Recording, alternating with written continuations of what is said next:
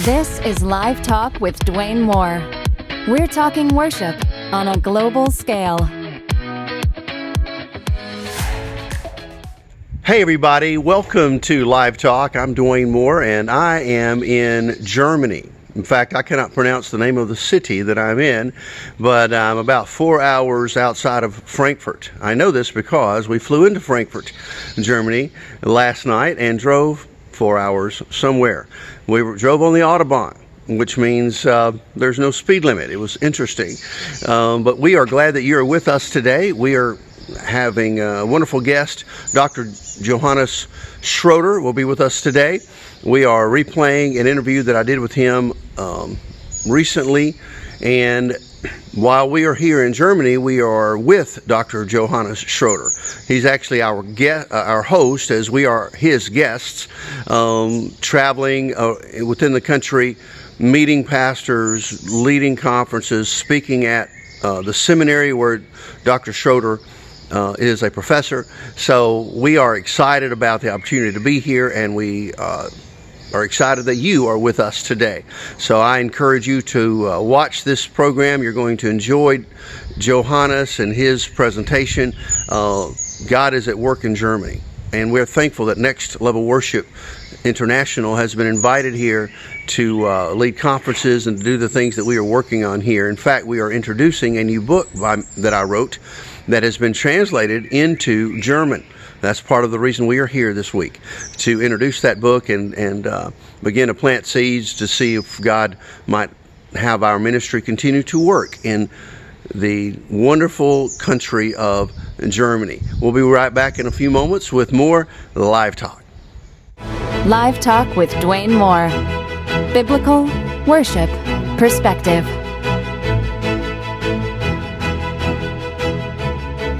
We are back with Live Talk. Good show today. Very excited to have my friend, Dr. Johannes Schröder from Germany. And you'll have to tell us exactly where you are in Germany, my friend. But we are so glad you're here. Welcome. Yes, thank you for having me. I'm excited about this opportunity. How did I do on your name, and how did I do on, could you even understand me in my Southern English? I mean, how are you doing? Well, I studied in Virginia, so yes, I understood what you were saying. Well, and since I'm the only one in the room, I assumed you were addressing me. I am addressing you. Now, I do remember in a previous conversation, though, you said did I catch you invested some time either in Tennessee or somewhere more down south? Did I hear that correctly? Well, yeah, I did my internship in Tennessee, in Nashville, Tennessee, and spent some time with friends in Louisiana and. Oh, Louisiana. Oh, then you totally understand me. Okay, then we're good. Okay. Well, good. Well, we are glad that you're with us. We are looking forward to Refocus coming up in just a couple of weeks now. Refocus Global Worship Retreat, and you're very much a part of that. And we'll see you there at the event. Yes, looking forward to it. Yeah, not only live, but we're going to see you on video. We're going to show a little bit of that during this interview today, just a touch of what we're going to be showing of your life. Kind of pull the curtains back a little bit and let people see and get to know you a little bit more, even at the retreat. So yes, that's wonderful. Thank you for having me in that part. Love it. Yeah. So tell us what some of your roles are there in Germany. I mean, I could say it, but you're going to do a much better job than I can. You seem to have from my perception. I've not been there yet. I hope to be there, plan to be there in May. But my perception is you have a lot on the ball. You have a lot of different irons in your fire, and all good things. So why don't you tell us, give us some overview. Let's start with your family. That's a great place to start. Oh yeah, that's a good place. Married to to Magdalena, and we're gonna celebrate our 18th anniversary in a few months. So that's. The biggest earthly blessing I've ever experienced, and it gets better every year. So thanks God for that. And then we have a 9-year-old, and then we have a 3-year-old terror son, and and then we have a princess, and she is 1.5. Oh, goodness. And I'm so happy that we have also. I do, can be a father to a girl. But tell me, once they get teenager, you don't say that anymore. But I'm praying.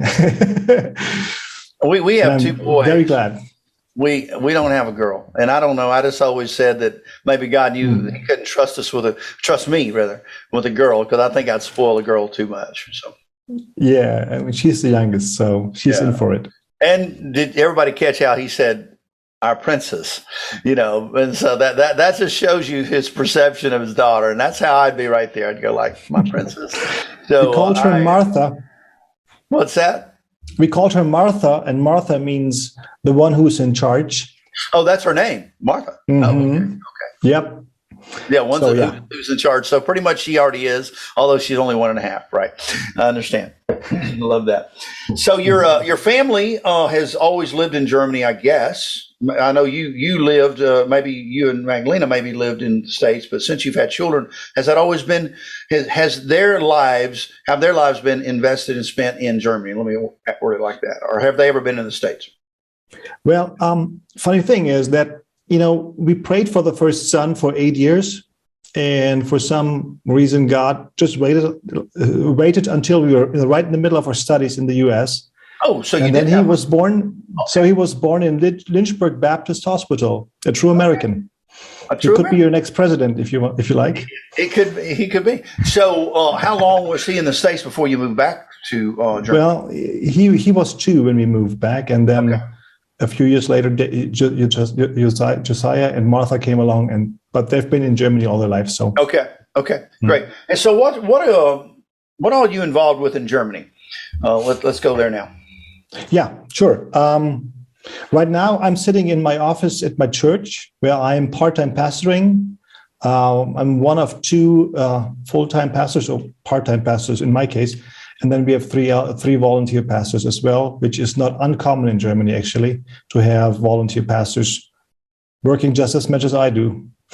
And beyond that, I am also part-time teaching at a Bible seminary that's Bonn. That's a theological faculty that is located 2 hours from here. Just came there just arrived from there right now, and then that's just the next appointment.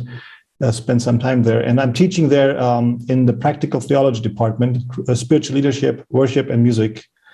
And there's also an Institute for Theology and Music, which started 2 years ago, which I am charged with building and developing.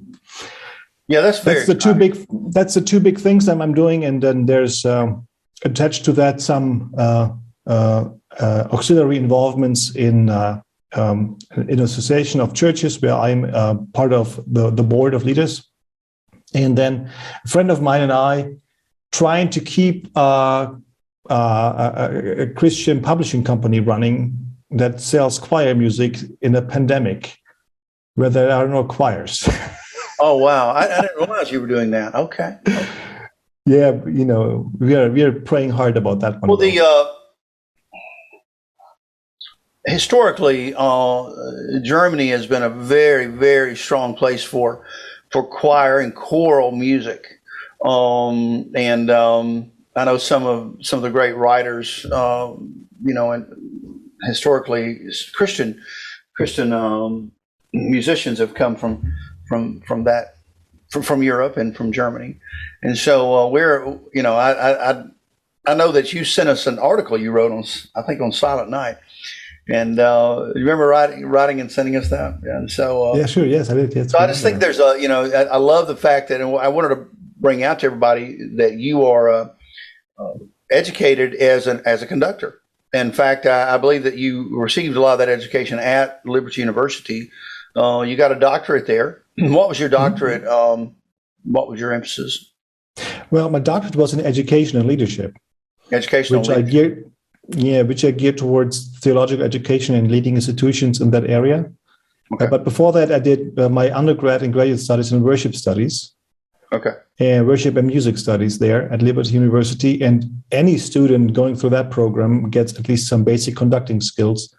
And I brought experience with choirs with me, so I was really interested in getting more of that. And so I emphasized this even more as one of my instruments, I would call this. My primary instrument would be conducting in my master's degree. So I got some additional training in that, and I really appreciated the investment. And I think that was one of the things that really helped my musicianship overall. Well, I've seen some video of you conducting and directing and rehearsing a choir, and you look like you're energized by it. I got to tell you, you look like you just love it. Sure. So why don't you tell us about your perspective on the importance of because honestly, a lot of the people that are watching may not have a background in that, may not understand the importance of leading and conducting in that way. And I know when I was growing up, if I can give a little just our perspective as an American, growing up in the 70s and 80s, people still stood up and directed the music, so to speak. Didn't call it directing worship. Once the idea of leading worship came along, directing music kind of went by the wayside in a lot of churches. So standing and continuing to direct a congregation became old school. And so we don't see that much anymore where you conduct, unless you are in a church that has a choir and an orchestra, then of course it becomes necessary. So tell us from your perspective, why you seem to be at least passionate about this whole idea of conducting. Yes, I think there are three aspects to this, and I can go deep really quickly here. So just stop me if I'm going too fast. Please do, actually. I'm interested. I think a lot of people... yes, first, the idea is, I think, to dismiss is that you need a choir to be a conductor. It helps to have a conducting skill if you have a choir, but I think if you have a church choir and they understand what you want, then you don't need to be a conductor. Okay. Just, do whatever so you would need. actually agree with that, letting it kind of not be front and center. Okay. All right. Yeah, I mean, you can stand and do some conducting, but you don't have to be like the educated conductor, because in the church setting, it's not about form, but about communication. Okay. And if they get what you want, then you're good.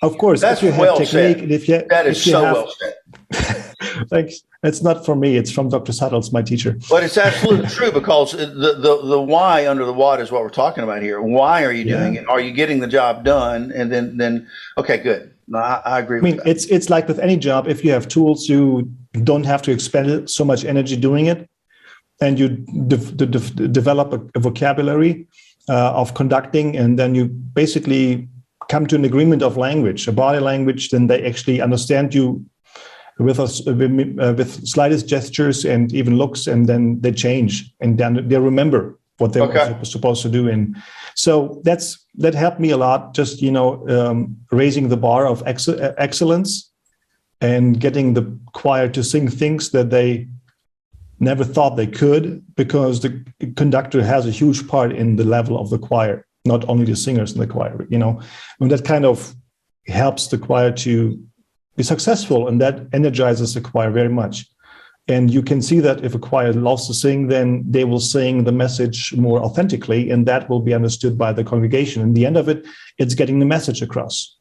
So helping the people to get the message across, and that's why I love conducting. And for me personally, that's basically my quiet time. I think I get energized just by doing it. I mean, in ministry, there are things where you expel or invest in energy, but choir conducting or conducting in itself, that kind of energizes me. So this is one of the gifts, if I can get in front of a choir and do music with them. I don't have this as much anymore, pastoring and teaching and all that, but once I have that and have the chance to do that, I really appreciate those opportunities and times very much. So there's a second thing. There's like a devotional aspect to me. It's a very spiritual moment, because it's one of those times when you have a prayer meeting and you really feel there's something going on, and there's music going on, but it's a prayer meeting where you preach also. And so it's one of those for me at least, it's a very spiritual moment, even if it's only about music, but it's never. I thought I heard you say it's like my quiet time. I thought, I've never thought of it like that, but that's powerful. What a great what a great attitude and approach to it. I've never thought of it like that. Well, it's something that I've learned to see that way, and we see that even my choir, some of them says, this is my time where I spiritually grow in my life. It's choir rehearsal. And we don't do like extra devotionals and do things like that.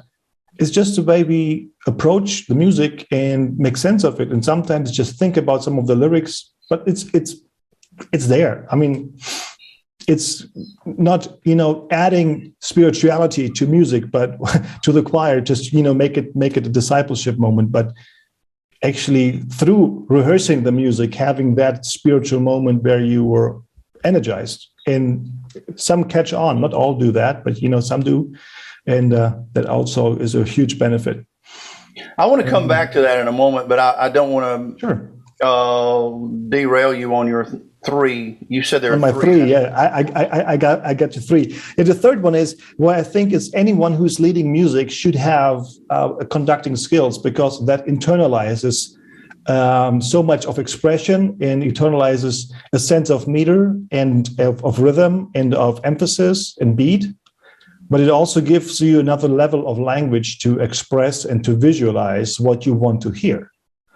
So if working with a band, working with singers, if you can, with your hand or even with your eyes, visualize and show them certain expressions, you never can put words to it, but they will understand. And so even if you're in the middle of it and then the bass goes off and the drums are off, but and you kind of have to stay in the middle of it, if you have this conducting heartbeat, you don't have to move your hand. It's inside, and that keeps you steady on, and then you can kind of become that solid rock that can lean on or something, without making too much of it. I think it really helps you to be a firm musical leader if you know how to move your hands to music, and have done it so much that it actually happens on the inside, even if you don't do it on the outside. And that's kind of my experience, that whenever I hear music, the conductor kicks in, even though I'm singing or I'm just leading or listening, it's always there. It gives me an internal stability and also a way of understanding the music and seeing the texture of it and feeling kind of, okay, if I would conduct this would be the expression, but I just have it in my head.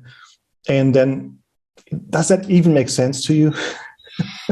Yeah, because I experienced the same thing. My history is when I was young, I directed choirs as well and loved it, and traveled full time. Doing that as part of what I did. I mean, I did a lot of solo work as well and leading from the piano and those kind of things. But man, some of my best memories are going into churches and crusade settings with multiple choirs and directing. Wow.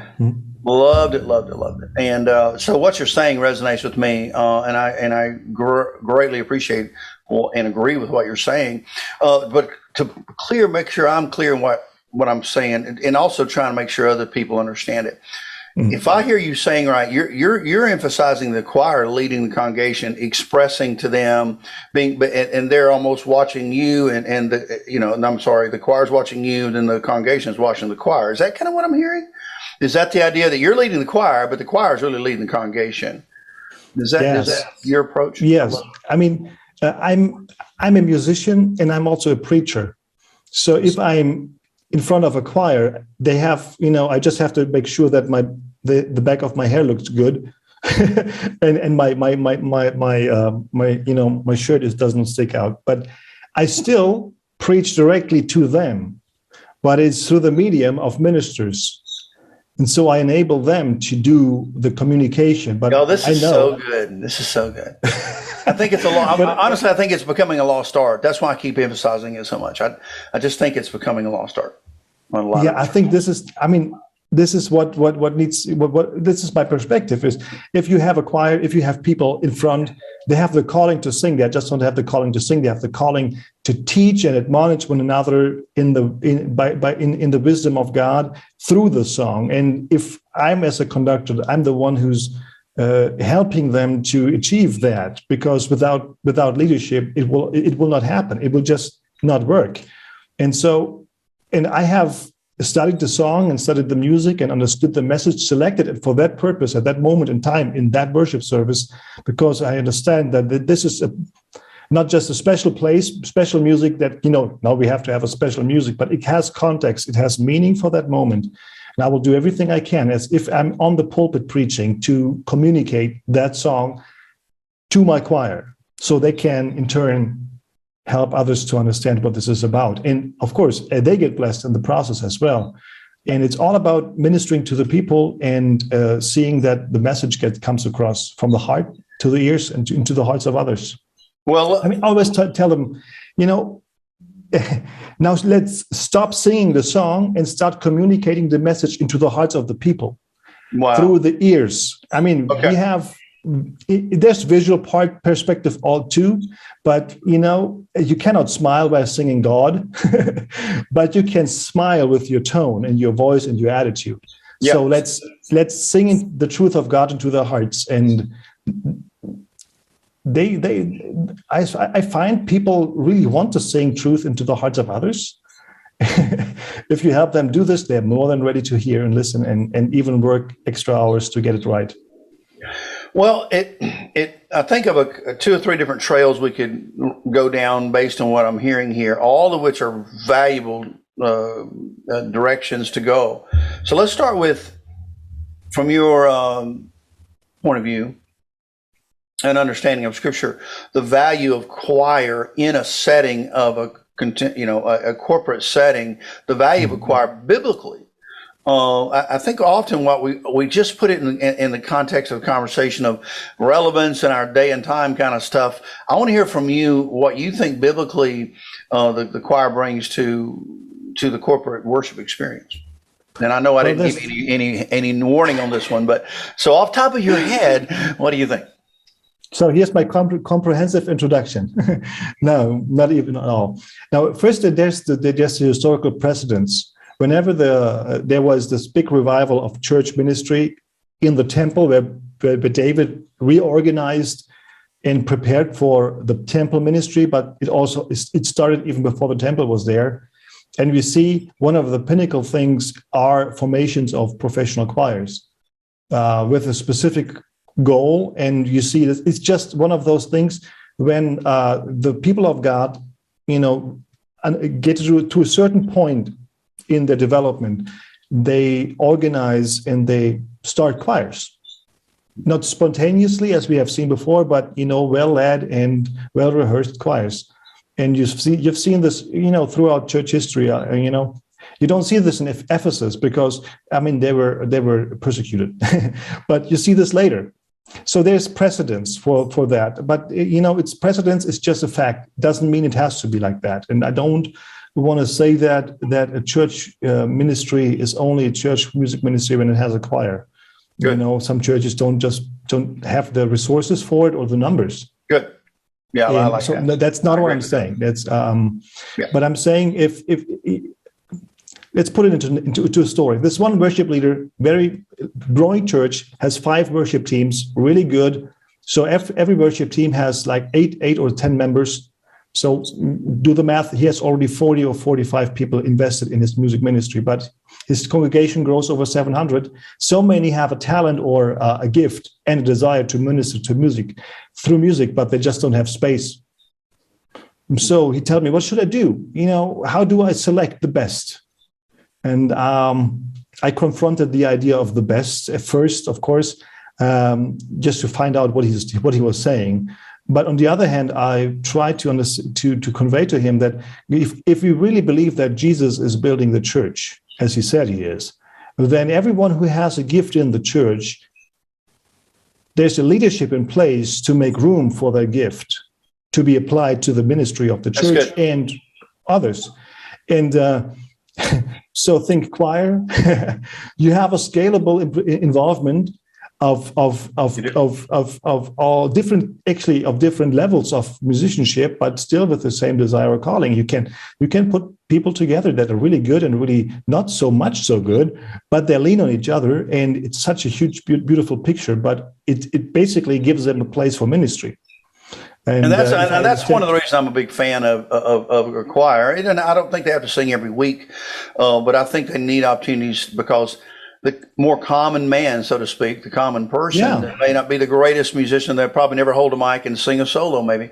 But man, they can get up there and do something you said, and that's lead people to invest into them in truth.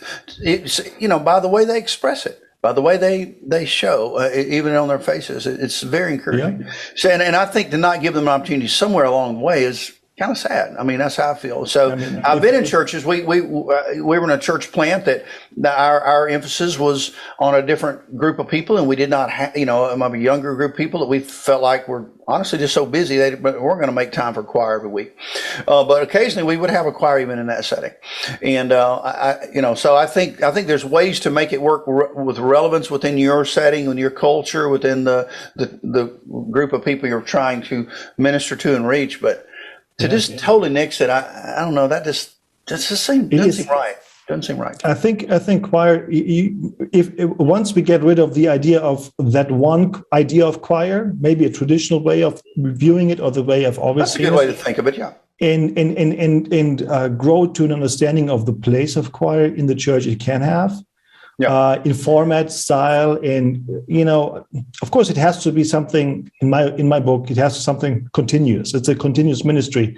Okay. Otherwise, you don't really get far, especially if you're not so experienced in your singing. In other words, you're not really a fan of just having a choir nixing. Just okay. Now we'll think about it 6 months again later and do another. No. You're thinking more continuity with it. Okay. Give it time, because that's a choir that actually becomes a spiritual group.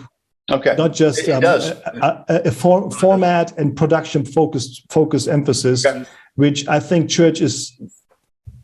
There's always a danger to get too much focused on results, and getting we need that kind of a choir for that kind of a show or whatever, or that concert, and rather than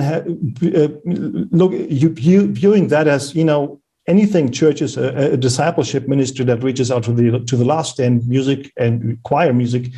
It's just one of those discipleship groups that has a different means of it, and a good choir needs continuity. That's a given. Everybody who's trying to create good sound from a project choir will tell you that. If you don't have trained musicians, then you're if you don't have trained, right, that's true. Yeah, and church ministry, you never know.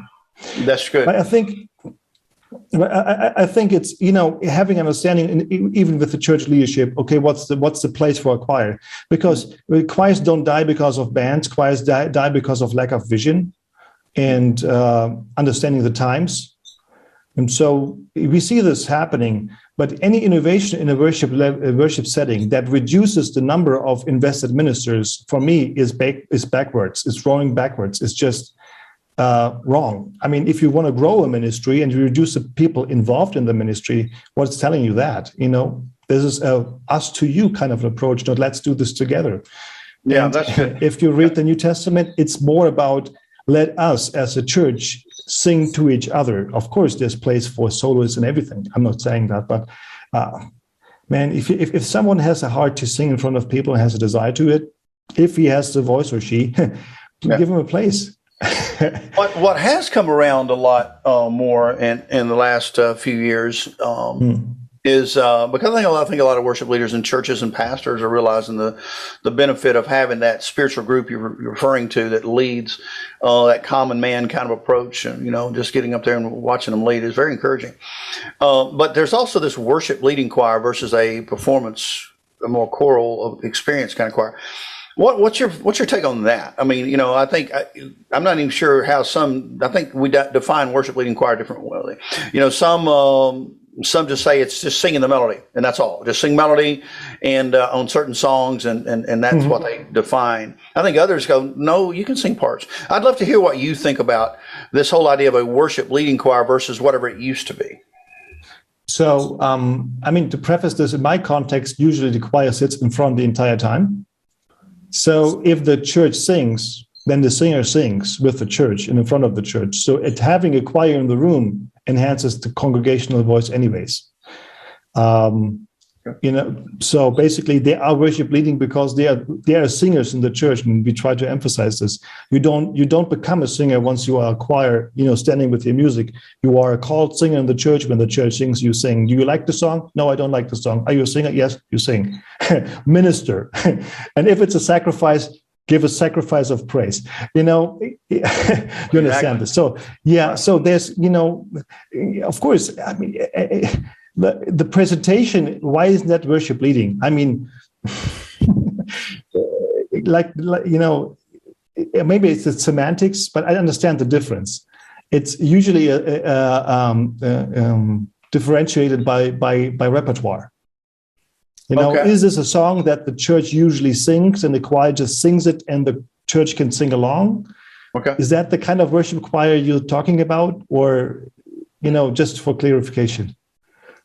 Yeah, I mean, I think it depends on who you're talking to. That's what I'm saying. I don't think we have a clear understanding. That I know that I got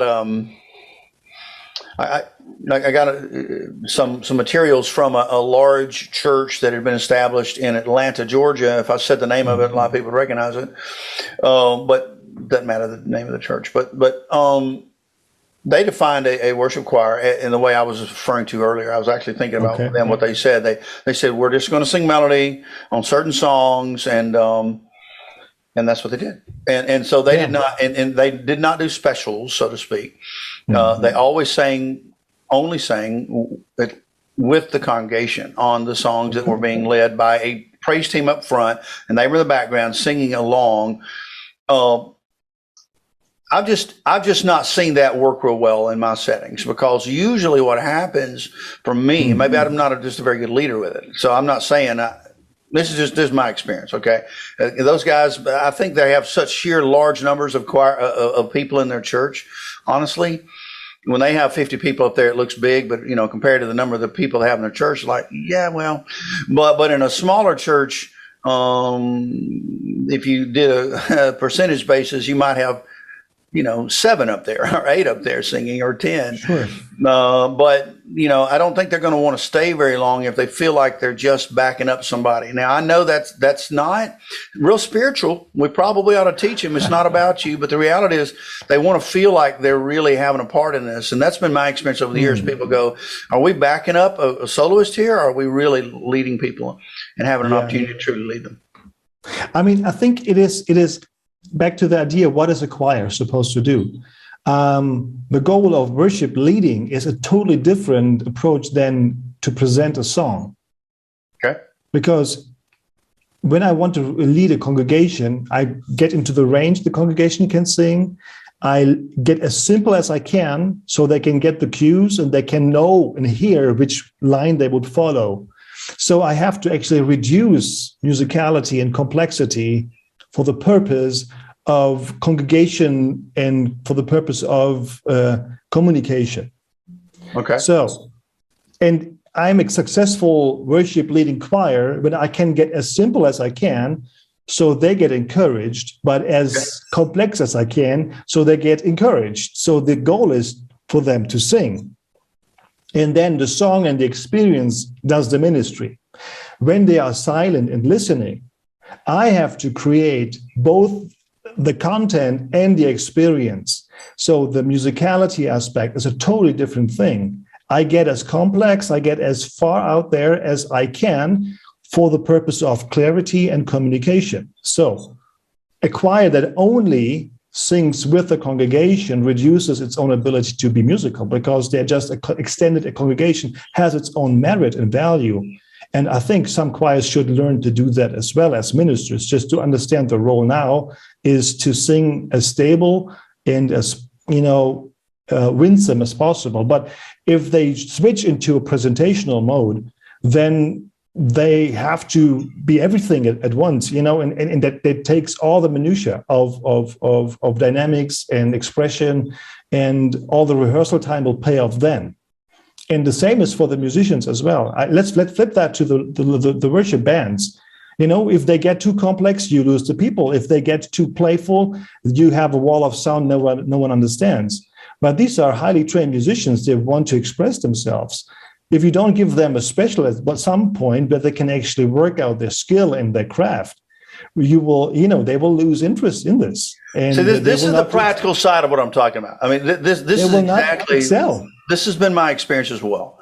You know, long term, if you want to keep a group, if you want to keep a group and build them like you're talking about into a spiritual group, you got to give them some opportunities to do some things that stretch them musically, because that's what they love. They're musicians, and that's what they love. And so, yeah, I'm with you. If somebody has a gifting of a musician and you don't have a place where they can actually fully live out their musicality, which is not congregational singing, which is not worship leading, you don't do that. You need different skill set there.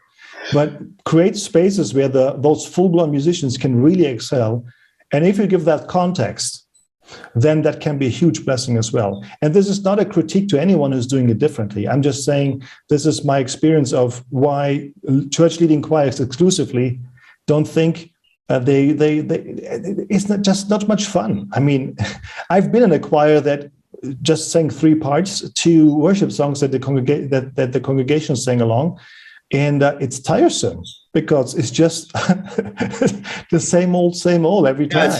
Musically.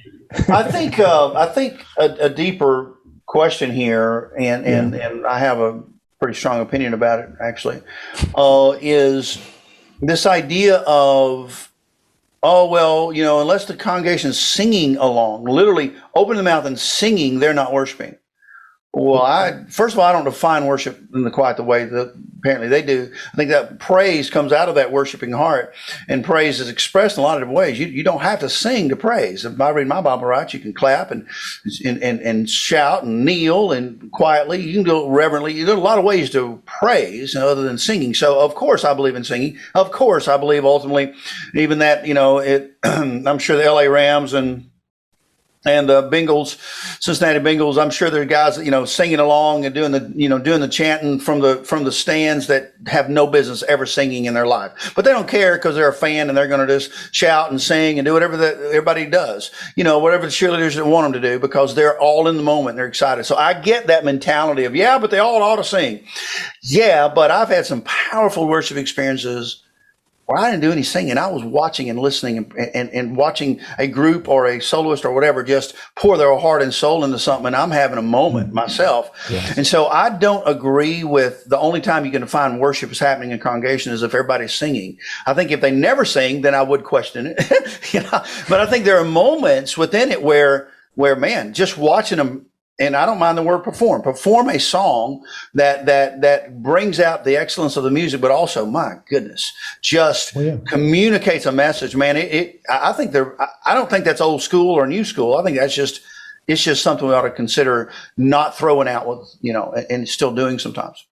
I mean, you sing with the congregation, but you also sing to the congregation, and you see this precedented in the Old Testament with Asaph singing to the people, but also inviting them to sing along and helping them in kind of a call answer kind of a fashion. And both ways, I mean, if you emphasize one over the other, you always go wrong. Why would you?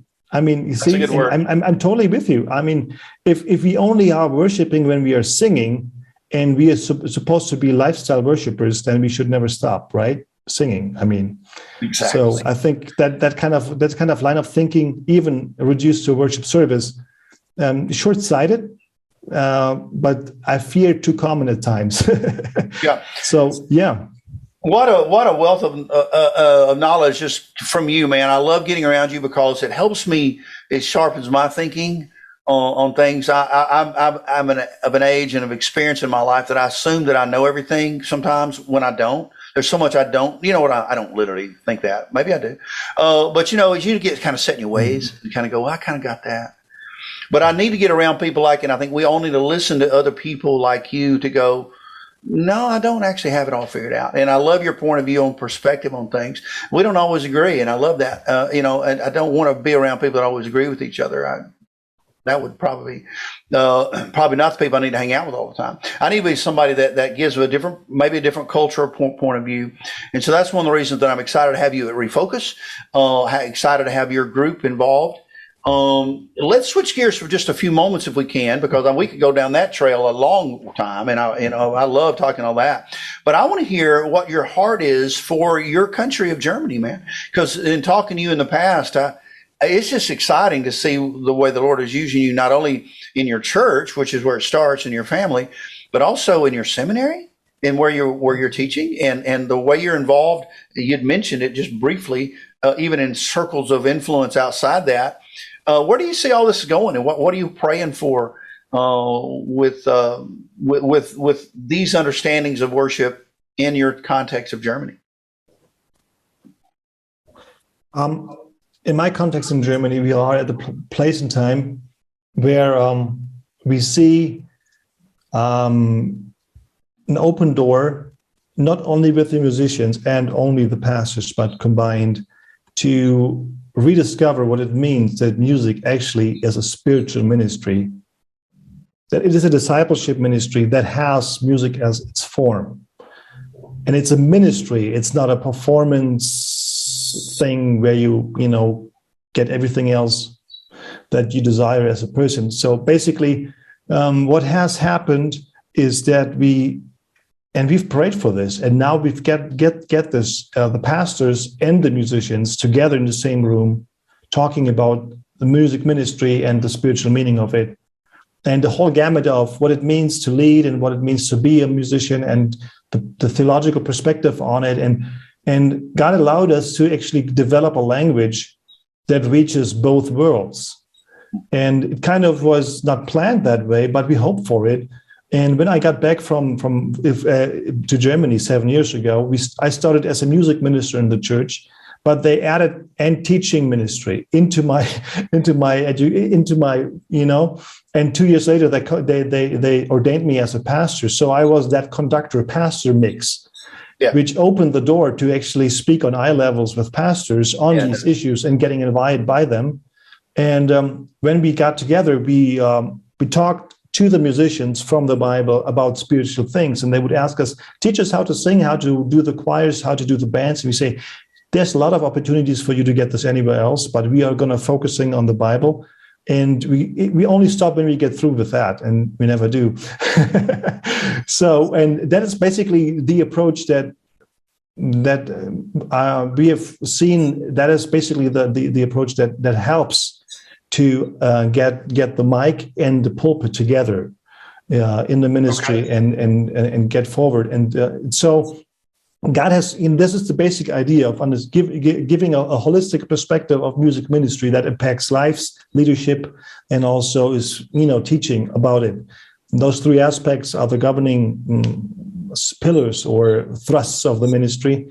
And wherever God opens the opportunity to do that, be it on a local church level, at a seminary, internationally sometimes even, but also in the association of churches, like in a convention of churches, where the director of music for the convention, we developed that vision together. What a blessing, isn't that? That you say, let's focus on developing music leaders and churches that understand music as a spiritual ministry that impacts life, teaching, and leadership itself. And, I love that.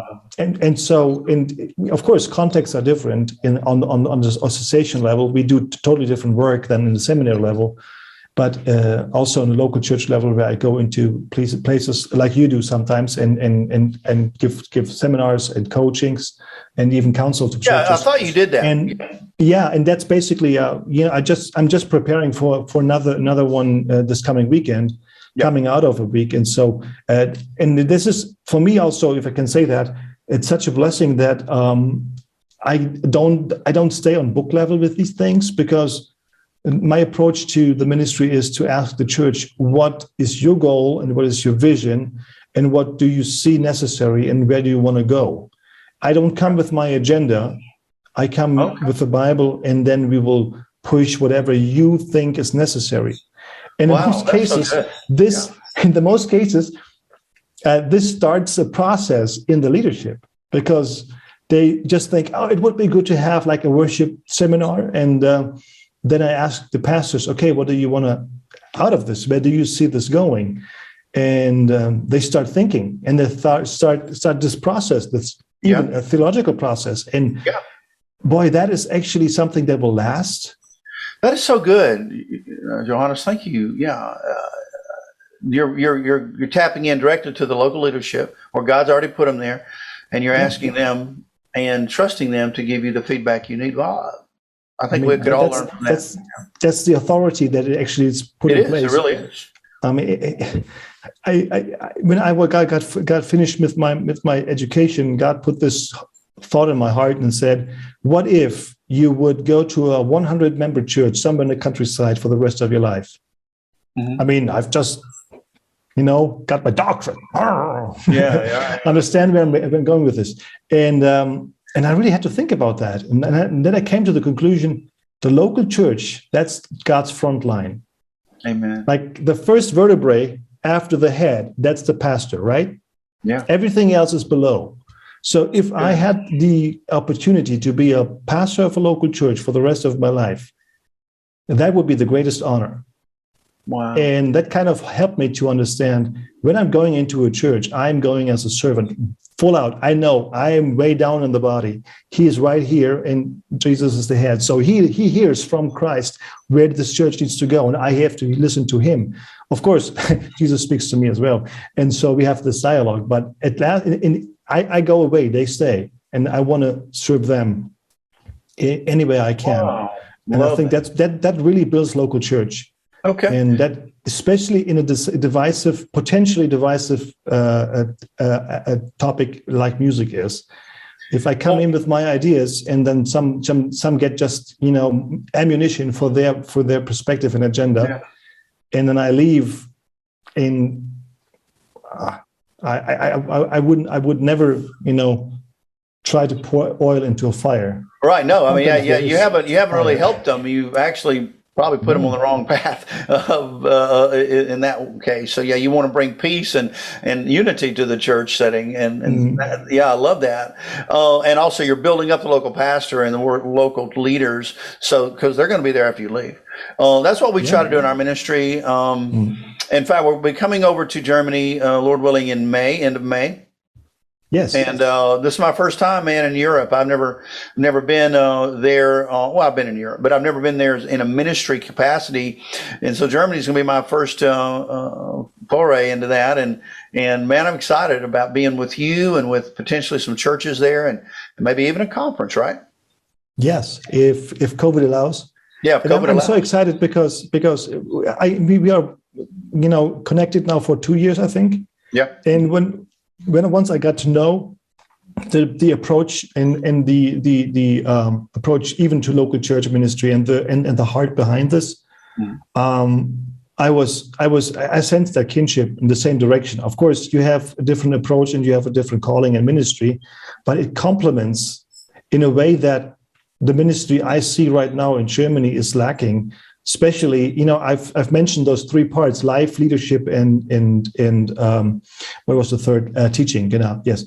But the life part, that's the discipleship part, where that's basically what you do.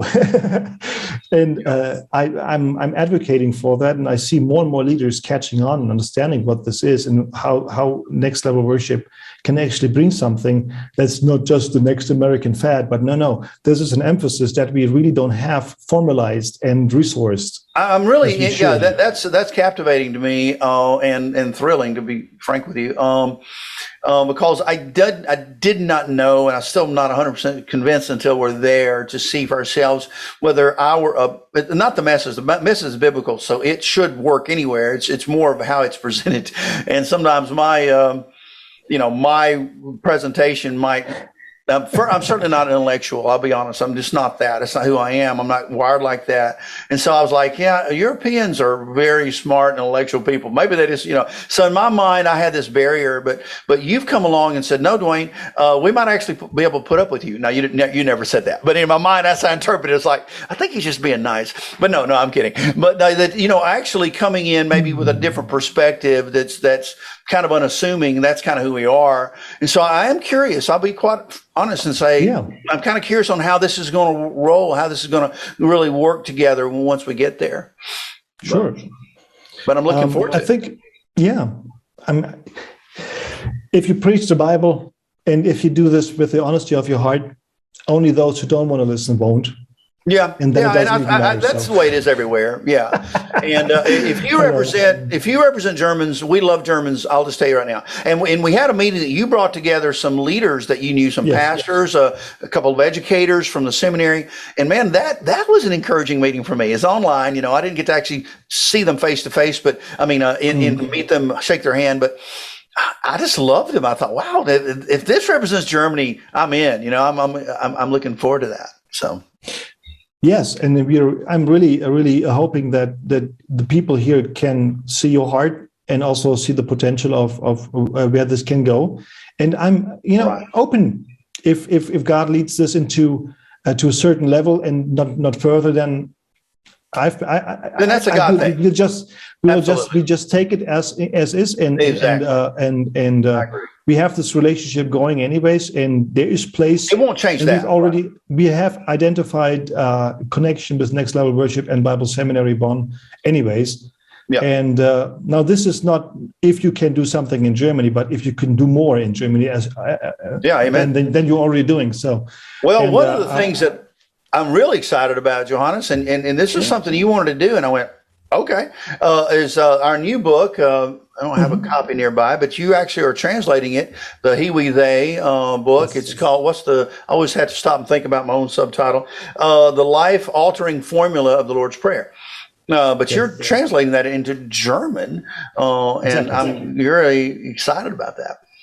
Yeah, I mean, it's a worship leading book that doesn't do anything doesn't talk about music at all, which makes it applicable to the church in general, which is actually we do this one and then we do Pure Praise as the next one, I think, for worship teams. But I've used that material already. Okay. In general for framework in worship services, and it was just a very powerful way to communicate the basic meaning of and the structure of the prayer.